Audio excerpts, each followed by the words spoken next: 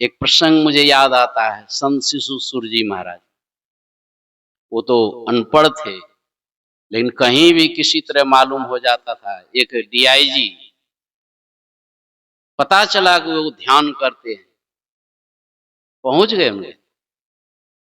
ध्यान करता है, संत मत में नहीं है, ध्यान करता है। पहुंच गए, उनसे बातचीत करते, तुरंत मित्रता।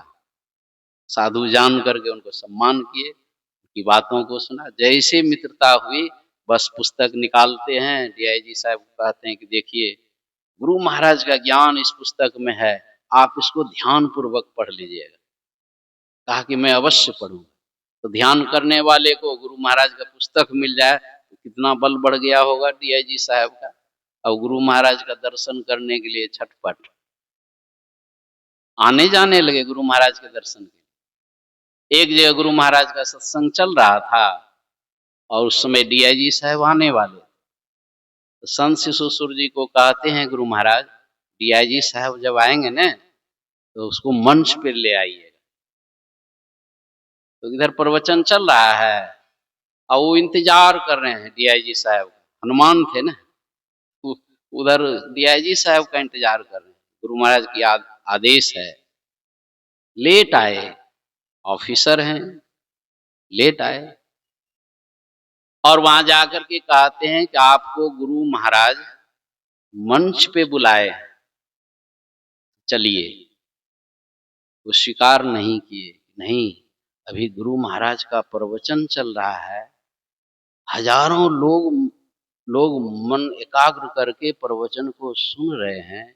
मैं इस भीड़ भाड़ को चीर करके मंच पर जाऊं, एक तो मैं बड़ा पापी, तो पीछे मैंने आया, सत्संग के पहले आना चाहिए।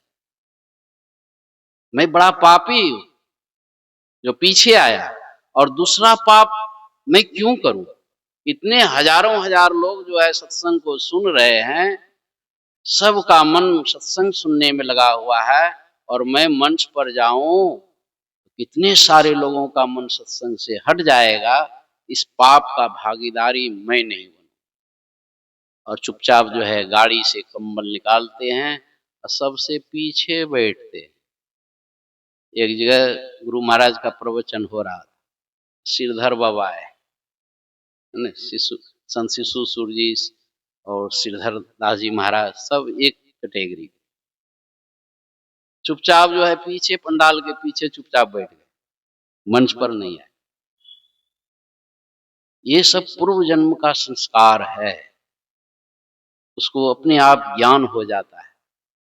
लेकिन दीक्षा ले लिए हैं, पुराना हो गए हैं, कोई महत्व ही नहीं। सत्संग का क्या महत्व है, इतना भी नहीं जान पाते। कहेंगे कि हमारे जीवन में शांति मिल जाए, हमारे जीवन में सुख मिल जाए, हम आंख बंद करके बैठे तो ध्यान में मन लग जाए। ध्यान इतना आसान है? तो बाबा ने कहा, ब्रह्मलीन भुजंगी बाबा ने, अहो ये सब जो है ना पूर्व जन्म का संस्कार है, भले इसमें जो है अभी दीक्षित नहीं हुए, लेकिन जितना संस्कार बना हुआ है और संस्कार बढ़े, इसलिए उनको भी दीक्षा ले करके और अंतिम जो साधना का अंतिम है, चरम लक्ष्य है, जिसके लिए जो है ब्रह्मा विष्णु महेश भी व्याकुल हैं, उस सत्य शब्द को ग्रहण करेंगे। वही ध्यान ही एकमात्र उपाय है। और जो लोग नाम लिखाए हैं तो महात्मा लोग घूम घूम करके समझा रहे हैं, बुझा रहे हैं। उसमें से सैकड़ों लोगों में से 2-4 लोग सुन रहे हैं, समझ रहे हैं, अब बाकी लोग जो है आ रहे हैं, जा रहे हैं। आ जा रहे हैं तो भी कम नहीं है। यदि कोई बच्चा आता है जाता है, कोई गार्जियन कह दे कि खाली आता जाता है, कुछ सीखता समझता नहीं है, इसको जाने से रोक दो, इस छोटा बच्चा नहीं, 2-4 महीना स्कूल आता जाता है, बैठता भी नहीं ठीक से, और उसको स्कूल से जाना बंद कर देंगे कि पढ़ता नहीं है तो नहीं ही पढ़ेगा। लेकिन वो बच्चा भी बढ़ते बढ़ते वर्ष 2 वर्ष में कुछ ना कुछ सीखने लगता है। तो कहने का मतलब है, इस सत्संग का जो महत्व है वो हमको समझना चाहिए। तो मैं इस बात को सुना रहा था, क्या जो संत होते हैं जब भगवान बुद्ध ने कह दिया कि 4 महीने के बाद मैं अमुक तिथि को शरीर छोड़ूंगा, तो सारे उपासक जो है रोने धोने में लग गए। अब हम लोगों के बीच भगवान मात्र 4 महीने ही रहेंगे। और एक भिक्षु इतना रोता था, खाली रोना ही रोना, रोने के अलावा और कोई दूसरा काम नहीं। और कुछ भिक्षु ऐसे थे, 3-4 भिक्षु ऐसे निकले, कहते हैं भगवान अभी 4 महीने रहेंगे न शरीर में, 4 महीने के अंतराल में इतनी साधना मैं कर लूंगा, इतनी साधना कर लूंगा कि उनके शरीर रहते मैं अरहत्त प्राप्त कर लूंगा। 4 महीना ये तैयारी। और जो रो रहा था, तो उनके पास भगवान पहुंचते हैं, भिक्षु तुम क्यों रो रहे हो? तो कहते हैं भगवान आपके बगैर मैं कैसे रहूंगा। भगवान समझाते हैं, अरे इस शरीर से तुझे इतना मोह, मैंने जो जीवन भर उपदेश किया, ये पंचभौतिक शरीर जो है नश्वर है, एक ना एक दिन सबको समाप्त होना है, तो इतना क्यों रोते हो इस शरीर के लिए? फिर भी रोना बंद नहीं। तब भगवान ने कहा, अरे तूने पहले क्यों नहीं कहा? यदि तू पहले कहा होता, मैं तो अभी घोषणा कर चुका हूं, यदि तू पहले कहा होता तो तुम्हारी जितनी इच्छा होती, जितने लंबे काल तक इस शरीर रखने की इच्छा होती, तुम्हारी उतने लंबे काल तक मैं इस शरीर को रखता।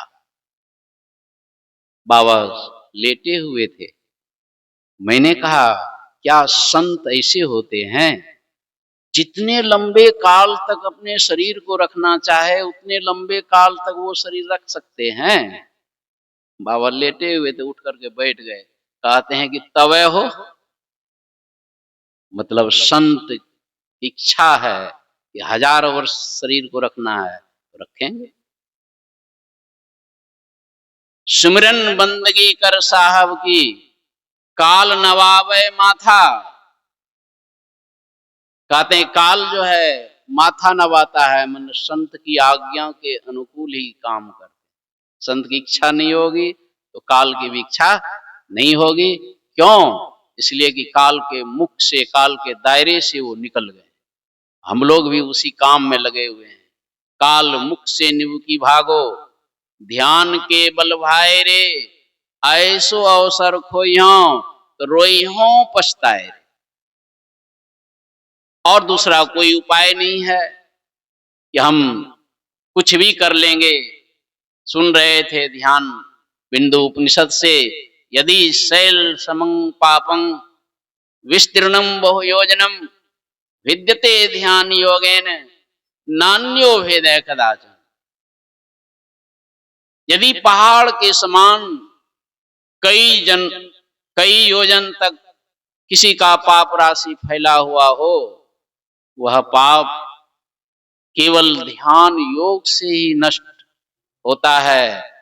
ध्यान के अलावे दूसरा कोई उपाय है ही नहीं। इसलिए बाबा देवी साहब ने गुरु महाराज से कहा था, लाला तुझे भोजन मिले या ना मिले, बिना ध्यान के एक दिन भी नहीं रहना। और गुरु महाराज ने अपने जीवन में उतार करके दिखा दिया। जिस दिन उनको भोजन नहीं मिला प्रारब्धवश, नहीं, दुनिया के लोग तो एकदम तुरंत कहेंगे भूखे भजन ना हो ही गोपाला। भूखे पेट कहीं भजन होता है? तो ठीक है, बहाना बनाइए, ऐसो अवसर खोइयो तो रोइयो पछताए रे। आज तो इस तरह की बात है कि कोई भूखे रहते नहीं है, व्यवस्था भरपूर है, रोटी कपड़ा मकान की कमी नहीं है। अब तो कोई बहाना बहाने की बात ही नहीं है। जितना बार भोजन करते हैं उतना बार तो ध्यान जरूर करना चाहिए। हाँ, किसी दिन यदि भूखे रहते हैं उस दिन नहीं कीजिए, लेकिन जिस दिन आप भोजन करते हैं और भजन नहीं करते हैं, ध्यान नहीं करते हैं, तो समझ लीजिए पाप बढ़ रहा है। फिर रोना पड़ेगा, रोने से कोई बचा नहीं सकता है। और बचपन से ही ध्यान करना चाहिए। छोटे छोटे बच्चे को भी ध्यान करने की विधि सीख करके कर लेना चाहिए। हमारे यहाँ बहुत छूट है। 12 वर्ष के बच्चे, 10 वर्ष के बच्चे दीक्षा ले करके बैठते हैं, ध्यान करके पढ़ाई भी करते हैं, बैठते भी हैं। अब बच्चे में यदि बैठने की आदत बन गई, फिर वही स्वामी विवेकानंद बनते, विश्व को हिलाने वाला बन जाते हैं। लेकिन बुढ़ापा में लेंगे तब क्या हो? अब की करिए भगवान हो, उम्र भेले बिहान। बालापन गेले खेल कूद में, तरुणाई मदमान, वृद्धापन में धन अरोजन के तृष्णा छुए छे आसमान हो। अब की करिए भगवान। बचपन से तो ध्यान किए नहीं। कबहू ना कैलौं साधु संगतिया, ना सुनलौं कछु ज्ञान। कबहू ना कैलौं गुरु भगतिया, केना होते कल्याण। भूल से भी साधु की संगति नहीं आए, भूल से भी कुछ मन लगा करके साधुओं की बात को नहीं सुना, और जीवन में गुरु है ही नहीं, तो गुरु की भक्ति कहाँ से हो? अब चिल्लाता है, रोता है, बूझे रही है दे अमर छे। जब जवानी थी सोचता था कि सब मरेगा लेकिन हम नहीं मरे। बूझे रही है दे अमर छे, नहीं जीवन अवसान। लेकिन जवानी तो सदैव रहती नहीं है। धीरे धीरे बुढ़ापा, शरीर कमजोर, घुटना में दर्द, कमर में दर्द, उठना बैठना मुश्किल। तब होश आता है बूढ़ा को, लगता है कि शरीर नहीं रहे, मौत देखता है। अब तो जम के मुंगड़ी याद करी करी, थर थर करे छे मोरा प्राण हो। अब की करिए भगवान हो, उम्र भेले बिहान हो। रोता है। यही काम पहले से मुंगड़ी देखता, मौत को देखता, तो कितना काम बन जाता। सब काम बिगाड़ करके बूढ़ा हुए। जवानी में यदि मौत को देख ले, उसको काल नहीं छुएगा, उसका परम कल्याण हो जाएगा। दो बातन को याद रख, जौ चाहो कल्याण। नारायण एक मौत को, दूजे श्री भगवान। ठीक है, कुछ वेद पुराण नहीं जानते हैं, संतवानी नहीं जानते, एक को भजन नहीं जानते हैं, इतना छूट है। लेकिन दो बात याद रख सकते हैं कि नहीं? कितना सगा संबंधी नाती पोता सबका याद रखते हैं, सब तो गड़बड़ाने वाला है। और दो बात सिर्फ याद कर लें, कितना आसान है। यही है सत्संग। दो बातन को याद रख, जौ चाहो कल्याण। नारायण एक मौत को, मौत एक दिन होना ध्रुव निश्चित है, उस मौत को सदैव याद रख। जैसे मौत को याद रखेंगे तो भगवान अपने आप याद आ जाए। दूजे श्री भगवान, यही कल्याण का मार्ग। तो ये सत्संग में आने से होता है। तो लेकिन सत्संग किए बगैर बूढ़े हो गए, शरीर लाचार हो गया, उठना बैठना मुश्किल हो गया, तब क्या करते हैं? चिल्लाते हैं। अब तो जम के मुंगड़ी याद करी करी, थर थर करे छे मोरा प्राण हो।